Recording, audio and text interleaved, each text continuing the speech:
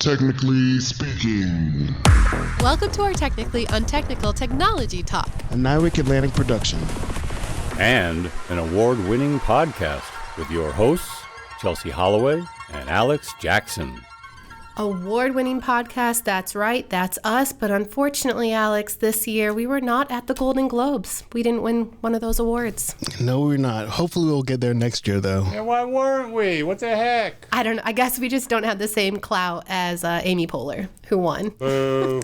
We're just going to build on it, and we'll get there next year. Boo, Amy Poehler. She's got a pretty good podcast, honestly. Okay. But anyway, it's exciting. Podcasts are now winning Golden Globes. It's just up from here. There's going to be so many awards coming down the pike. So, keep an eye on Technically Speaking, because we got this. We got to win one of those awards. Maybe an Emmy. Who knows? Yeah, we're going to go big. We're going to make it happen. Oscar for Oscar. Right. So, Chelsie, how was your holiday season? It was good. So earlier in the month of December, actually, my family and I took the train up from DC to New York City and did like a whole 24-hour New York City experience. It was awesome. My 3-year-old was loving it. And we did everything. We did ice skating in Central Park. We went to the famous toy store. What was the other big thing? Oh, we were played on those pianos, on the piano in that toy store. Have you ever seen the movie Big? Yeah. Yes, yeah, that sounds really cool. Oh yeah, it was awesome. And for the finale, we actually got to go see the Rockettes at the Christmas Spectacular, Radio City Music Hall.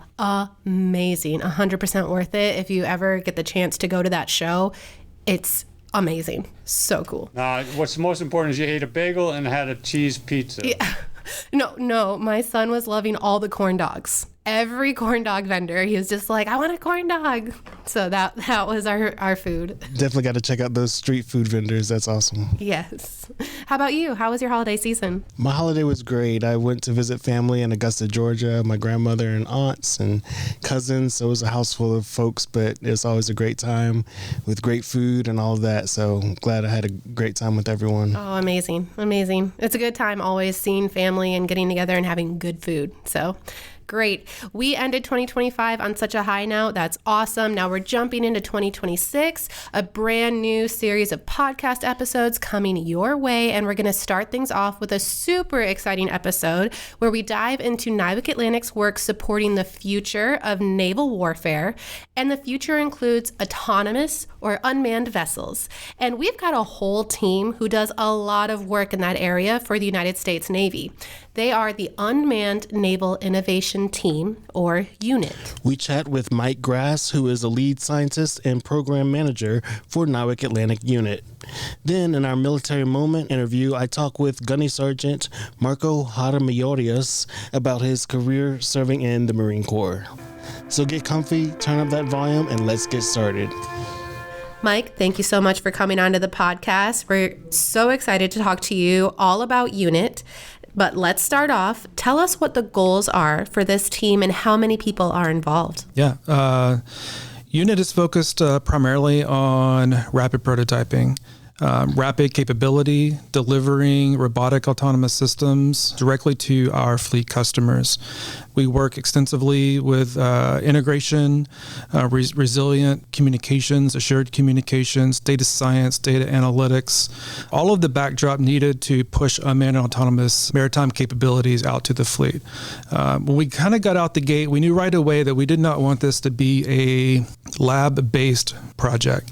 We wanted to be on the water day one. And I think some of the work that we've done really illustrates that. So in the end, we're looking to push robotic autonomous systems very rapid to our end users. And who all is involved in this effort? We pull from a lot of expertise within NIWC Atlantic, from our engineering facilities and competencies. We have systems engineers, data science, data analytics. We have scientists working in basic and applied research that's providing novel machine learning and AI algorithms to support some of our specific objectives. So we're very diverse. Yeah, and there's only about 36 of you doing all this, right? Yeah, that's right. Quite small, and we're fleet aligned. So each of our fleet customers has direct access to our team here in Atlantic. you all have had a really successful several months recently. Can you tell us how long the unit team has been around? Yeah, we were contacted by Task Force 59 in 2021. They had a lot of unmanned data, and they really weren't sure exactly what to do with it. They came to NIWC Atlantic. We spoke with them and ultimately sent some of our data scientists and 7.0 engineers to Manama, Bahrain. We spent 2 weeks on site with them with their data and learned that we can actually make sense of disparate data sources and use that to influence decision-making at the Battle Watch Captain. So after only a few years of really being this robust team of unit, you guys already accomplished a major milestone this summer. Tell me about what you accomplished and how it felt to be able to achieve that. Yeah, that's right. This summer, unit completed the fastest known fully autonomous transatlantic unmanned crossing. We launched from Charleston, South Carolina, and transited the Atlantic in 63 days, which was 10 days faster than the previous known transatlantic crossing. After the 63rd day, when we arrived off coast of Portugal, we actually station kept for an additional 10 days and did some intentful data collection before bringing it in for report. And how did that feel? Was the team happy? Were you sad? Tell me about it. Having not necessarily thought about that, it's kind of funny. It was a sense of relief that we actually had this moonshot and we pulled it off. At the same time, I no longer had a thing to watch all morning and during the day. And the last thing that I checked at night to see where we are and how fast are we going? Are we staying on course? Any issues? All the sensors are working. So super happy that we were able to accomplish such a mission with some sense of remorse that once we did it, I didn't have a boat to monitor all the time. Well, it was such a successful event, but could you share a little bit about some of the challenges you all faced during the journey? Yeah, for sure. Right out of the gate, there was a tropical storm. Intense wind, some waves that we necessarily weren't anticipating. We applied a little bit more speed to the engine than we maybe would have liked, and in doing so, burned half of our fuel that we had calculated for the entire mission. We burned through that in the first week. So the rest of the voyage became a lesson on power consumption. How do you turn on and turn off sensors when needed to conserve that power? Because frankly, we no longer had it. Everything else went mostly smooth with the exception of one small cable break during that storm. We had a lot of engineering sessions. We met with the company that made the platform and decided let's go. We're all systems, so let's do this crossing. You were obviously able to overcome these challenges to keep it going, and how were you able to do that? Through just having good communications, because you guys weren't out at sea working on this during its transit, even after the storm, correct? That's right. How did you do that? We used to approach, I kind of refer to it as a follow the sun. As our engineers are not up 24/7, we really utilize our mission partners, our military partners, both at 4th Fleet headquarters and 6th Fleet headquarters. So we had some eloquent handoff. So as one fleet was calling it a day, the other fleet's waking up. So where it made sense and where we were able, we would do that command and control handoff, not necessarily with just NIWC Atlantic engineers, but with Battle Watch captains and their support staff. What were some other breakthroughs that you achieved during this crossing? In addition to the speed and the follow the sun, I think the coolest thing for me was after following the crossing, we didn't just land and come on port and call it a mission success. We actually stayed on the water. As we were arriving, we were intent to participate in a large experimentation event called REPMIS, which was hosted in Troya. So we came in, topped off the fuel, and right back out in the water we went. You were ready to go. Yeah, that's right. What are you looking forward to for the next year, specifically about other projects that you all are working on? We're doing a lot of support, further advancing maritime domain awareness and ISR capabilities across multiple fleets. We're doing a lot of work now with 4th, 5th, and 6th. There's a lot of contested waterways, and we want to demonstrate that unmanned has a place among our gray hull naval fleets to expand our force protection. To do that, We need to integrate more sensors, such as electromagnetic warfare payloads, non-kinetic payloads to inform decision makers. So that's a thing for sure. We are doing a lot of work additionally with interceptor platforms. So these are our fast boats, so much faster than, say, 63 days. Working on your next record excursion. That's right. We're looking at getting after what is the full mission stack from subsurface, surface, aerial, up to and including high altitude balloons. Like, what do we do? What's the magic mix that we need to employ as an unmanned hybrid fleet to ensure that we do have that persistent eye over Pacific waterways? Why is the speed to capability important for the warfighter? Yeah, speed is important because the Navy has near peer and adversarial threats on the water today.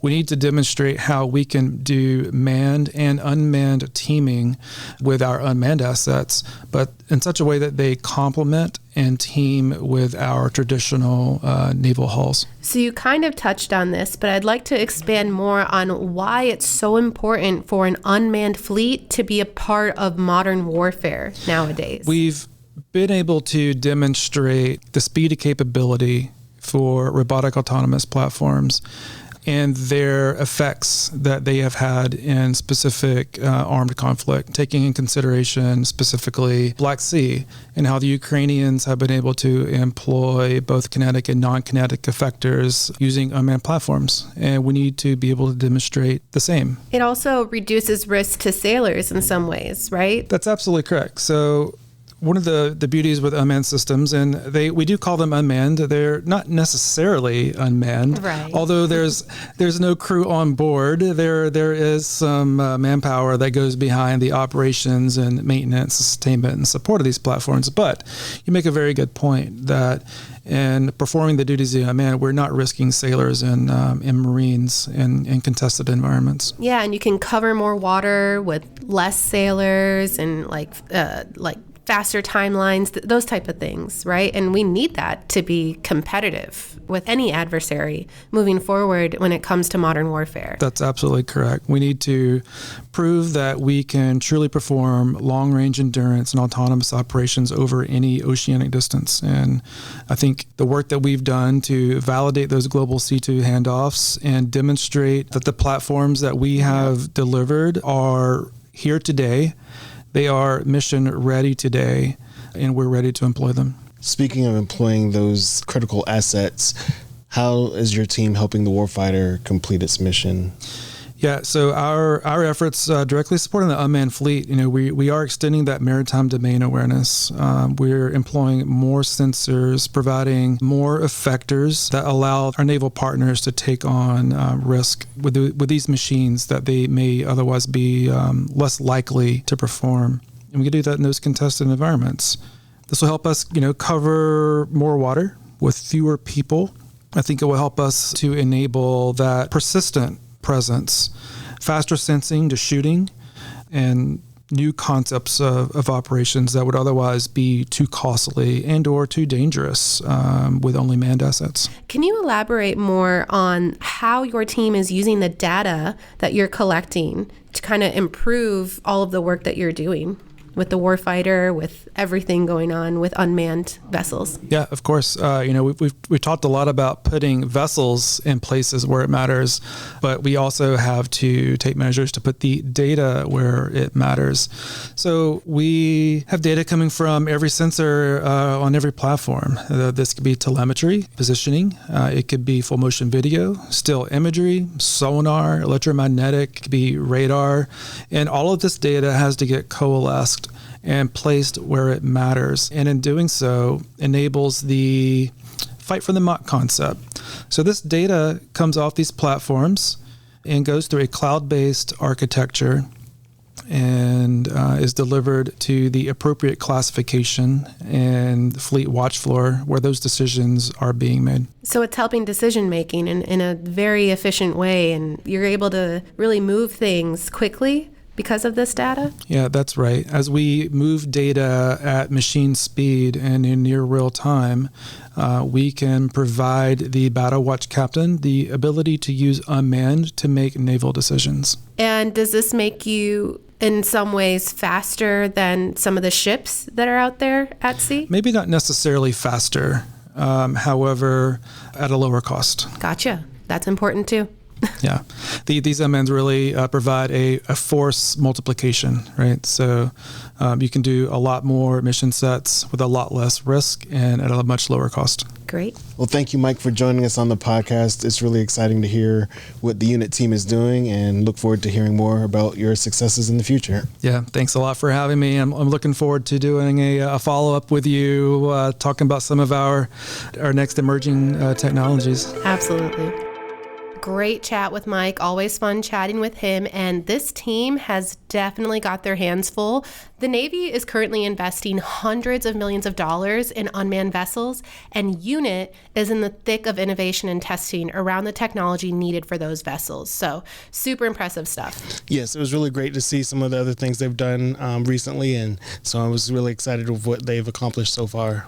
Now let's jump into a military moment where I speak with Gunny Sergeant Marco Jaramillo, who is in Hampton Roads, Virginia, and supports the fleet for Marine Corps Aviation. I'm Gunny Sergeant Marco Jaramillo Arias. I work at NIWC in Hampton Roads. I got there in 2022, and I support the fleet for Marine Corps Aviation. That's my main job. Besides that, I also support the NOS program, and I also work with MFOM for testing. So that's what I do at NIWC. Can you tell me a little bit about your background and how you became interested in joining the military? Yes, so back in high school, 20 plus years ago, I saw a recruiter walking by. We talked. I caught my attention, but I didn't take action at that moment. Until one of my friends, he departed for boot camp with the Marines. He came back. We talked about, it sounds a good challenge. Talked to a recruiter.